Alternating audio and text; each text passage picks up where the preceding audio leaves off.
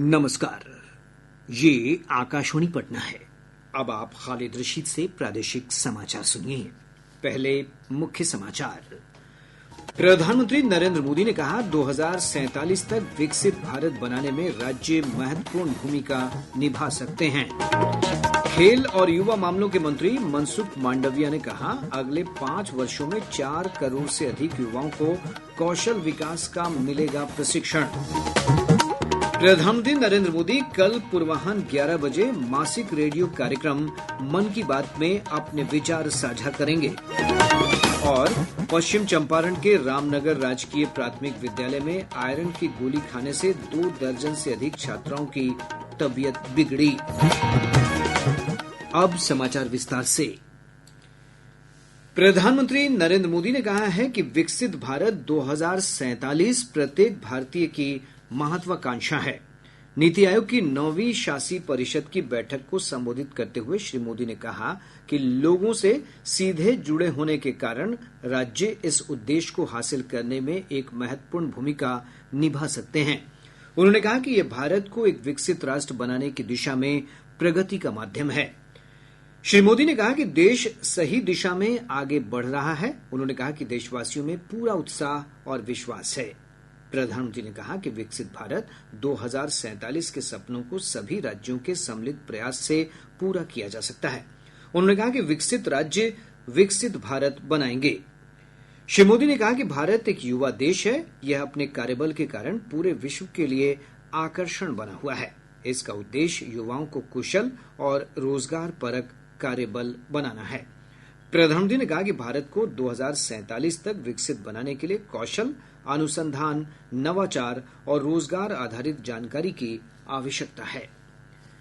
नीति आयोग की शासी परिषद की बैठक प्रधानमंत्री नरेंद्र मोदी की अध्यक्षता में राष्ट्रपति भवन के सांस्कृतिक केंद्र में आयोजित की गई।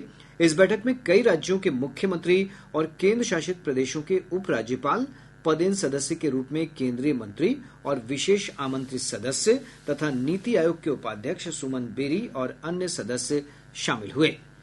बैठक में विकसित भारत 2047 के लक्ष्य को हासिल करने में राज्यों की भूमिका पर विस्तार से चर्चा की गई। नीति आयोग ने कहा है कि सकल घरेलू उत्पाद $5 ट्रिलियन के आंकड़े को पार करने के साथ भारत विश्व की तीसरी सबसे बड़ी अर्थव्यवस्था बनने की राह पर अग्रसर है।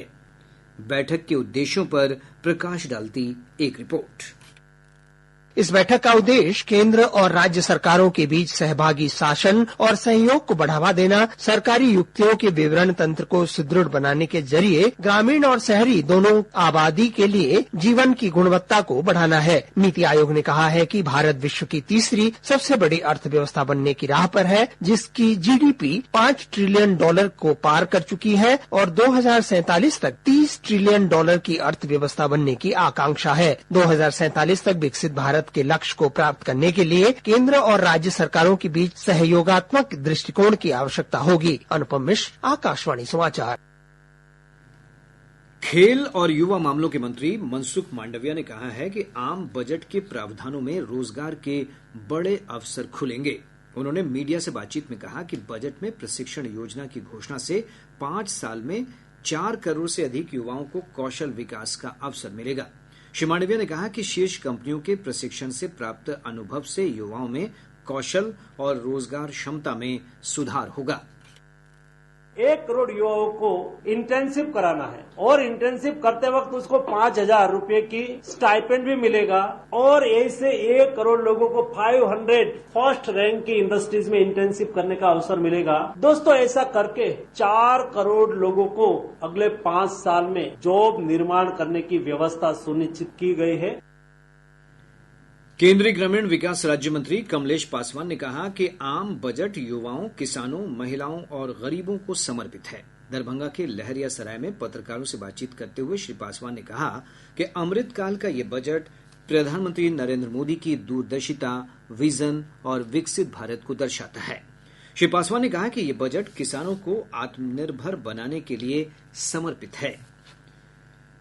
पश्चिम चंपारण जिले के रामनगर थाना क्षेत्र अंतर्गत मुंडेरा गांव के राजकीय प्राथमिक उत्क्रमित मध्य विद्यालय में आयरन की गोली खाने से लगभग 2 दर्जन छात्राओं की अचानक तबीयत बिगड़ गई।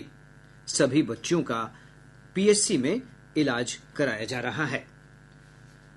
प्रधानमंत्री नरेंद्र मोदी कल सुबह 11 बजे आकाशवाणी के मन की बात कार्यक्रम के अंतर्गत देश विदेश के लोगों से अपने विचार साझा करेंगे। यह रेडियो के मासिक कार्यक्रम की 112वीं कड़ी है। श्री मोदी के लगातार तीसरी बार प्रधानमंत्री बनने के बाद ये दूसरी कड़ी होगी। यह कार्यक्रम आकाशवाणी और दूरदर्शन के सभी नेटवर्क, AIR न्यूज वेबसाइट और news on AIR mobile app पर प्रसारित किया जाएगा। आकाशवाणी के YouTube channel, DD news, PMO और सूचना तथा प्रसारण मंत्रालय के चैनलों पर भी इसका सीधा प्रसारण किया जाएगा। इसके तुरंत बाद मैथिली भाषा में इसका प्रसारण आकाशवाणी के दरभंगा केंद्र से किया जाएगा।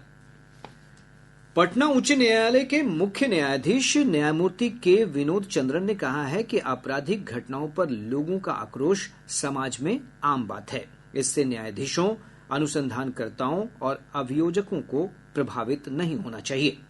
3 नए आपराधिक कानूनों पर आज से पटना के ज्ञान भवन में शुरू 2 दिवसीय कार्यशाला को संबोधित करते हुए न्यायमूर्ति चंद्रन ने कहा कि बेहतर और वैज्ञानिक अनुसंधान के लिए बिहार में फॉरेंसिक इंफ्रास्ट्रक्चर को मजबूत करने की आवश्यकता है।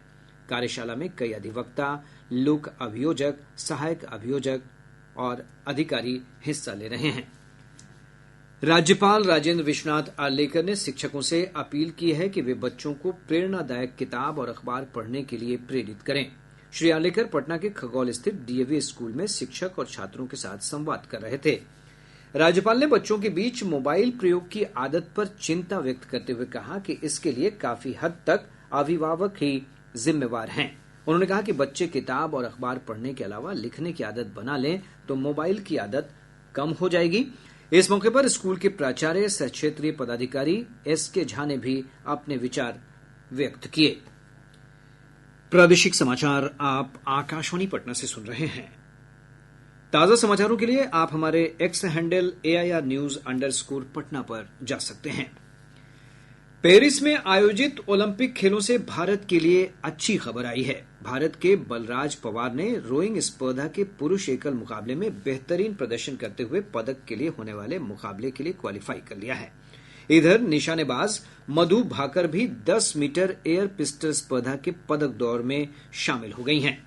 वे 28 जुलाई को इस स्पर्धा के फाइनल में मेडल के लिए निशाना लगाएंगी। प्रधानमंत्री नरेंद्र मोदी ने भारतीय दल को शुभकामनाएं दी हैं। एक सोशल मीडिया पोस्ट में श्री मोदी ने आशा जताई है कि भारतीय खिलाड़ी अपने असाधारण प्रदर्शन से देशवासियों को प्रेरित करेंगे। जो खेल के मैदान में खुद का बेस्ट देता है वो देश के लिए गौरव लेकर के आता है। पूर्णिया पुलिस ने शहर के डाकबंगला चौक स्थित एक आभूषणालय में कल दिन दहाड़े हुई लूट की घटना का उद्भेदन करने का दावा किया है। पुलिस अधीक्षक उपेंद्र नाथ वर्मा ने इस सिलसिले में 2 लोगों को गिरफ्तार करने की बात कही है। श्री वर्मा ने कहा कि इस कांड में बाहर के गिरोह के शामिल होने की संभावना है। पुलिस छापेमारी कर रही है। जल्द ही लूटकांड में शामिल सभी अपराधियों को पकड़ लिया जाएगा। राष्ट्रीय परीक्षा एजेंसी NTA ने राष्ट्रीय पात्रता सह प्रवेश परीक्षा नीट UG का संशोधित परिणाम जारी कर दिया है। देश भर से 23,33,297 अभ्यर्थियों में 13,15,853 सफल हुए हैं। संशोधित परिणाम में 17 उम्मीदवार टॉपर हुए हैं। पिछले परिणाम में टॉपर की संख्या 67 थी। दरभंगा के माजीन मंसूर 720 में से 720 अंक लाकर टॉपर बने हैं। मेरिट लिस्ट में पहले 100 छात्रों में बिहार के 5 छात्रों ने अपनी जगह बनाई है। पूर्व विधायक और जदयू के राष्ट्रीय महासचिव तथा प्रवक्ता राजीव रंजन का अंतिम संस्कार आज पटना के दीघा घाट स्थित जनार्दन घाट पर किया गया। मुख्यमंत्री नीतीश कुमार ने उनके पार्थिव शरीर पर पुष्प अर्पित कर अंतिम विदाई दी। इससे पहले उनका पार्थिव शरीर विधानसभा परिसर में लाया गया, जहां विधानसभा अध्यक्ष नंद किशोर यादव, जल संसाधन मंत्री विजय कुमार चौधरी, ग्रामीण कार्य मंत्री अशोक चौधरी, सूचना एवं जनसंपर्क मंत्री महेश्वर हजारी और अन्य गणमान्य लोगों ने श्रद्धांजलि अर्पित की। राजीव रंजन का कल नई दिल्ली में असामयिक निधन हो गया था। इधर भाजपा के वरिष्ठ नेता और पूर्व राज्यसभा सांसद प्रभात झा का अंतिम संस्कार भी आज सीतामढ़ी जिला स्थित उनके पैतृक गांव कोरियाही में किया गया। इस अवसर पर मध्य प्रदेश के भाजपा अध्यक्ष विष्णुदत्त शर्मा, पूर्व केंद्रीय मंत्री अश्विनी चौबे, मध्य प्रदेश सरकार के कई मंत्री समेत अन्य गणमान्य लोग मौजूद थे। इसके पूर्व प्रभात झा का पार्थिव शरीर विशेष विमान से दरभंगा लाया गया, जहां लोगों ने उनके अंतिम दर्शन किए। राज्य के अधिकतर भागों में मानसून की गतिविधि कमजोर पड़ने से बहुत कम बारिश दर्ज की गई। प्रदेश के उत्तर पूर्व भागों में कुछ स्थानों को छोड़कर राज्य के अधिकांश भागों में लोगों को उमस भरी गर्मी का सामना करना पड़ रहा है। इधर ताजा जानकारी के अनुसार राज्य के दक्षिण पश्चिम भागों में कई स्थानों पर अच्छी वर्षा हुई है।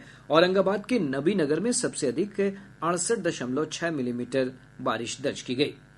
विभाग ने कहा कि अगले 24 घंटों के दौरान औरंगाबाद, अरवल, भोजपुर, बक्सर, सारण, सीवान, पूर्वी चंपारण और पश्चिमी चंपारण समेत राज्य के उत्तर और दक्षिण पश्चिम भागों के अनेक स्थानों पर मध्यम से भारी वर्षा हो सकती है।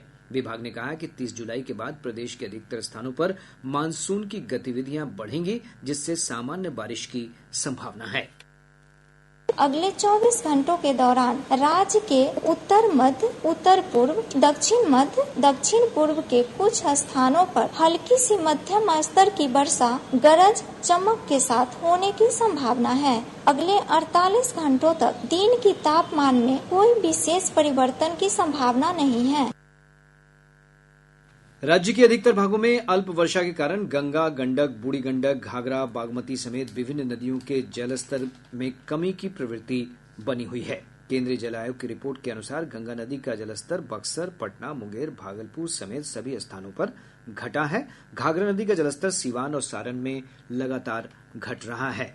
राज्य के सरकारी विद्यालयों में आज से शिक्षा सप्ताह का आयोजन किया जा रहा है। शिक्षा सप्ताह आगामी 3 अगस्त तक चलेगा। अररिया जिले के जोकीहाट थाना क्षेत्र अंतर्गत कजलेटा गांव के तालाब में डूबने से एक छात्र की मौत हो गई। और अब अंत में मुख्य समाचार एक बार फिर। प्रधानमंत्री नरेंद्र मोदी ने कहा 2047 तक विकसित भारत बनाने में राज्य महत्वपूर्ण भूमिका निभा सकते हैं।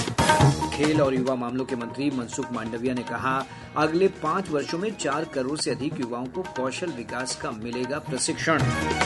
प्रधानमंत्री नरेंद्र मोदी कल पूर्वाह्न 11 बजे मासिक रेडियो कार्यक्रम मन की बात में अपने विचार साझा करेंगे। और पश्चिम चंपारण के रामनगर राजकीय प्राथमिक विद्यालय में आयरन की गोली खाने से 2 दर्जन से अधिक छात्राओं की तबीयत बिगड़ी।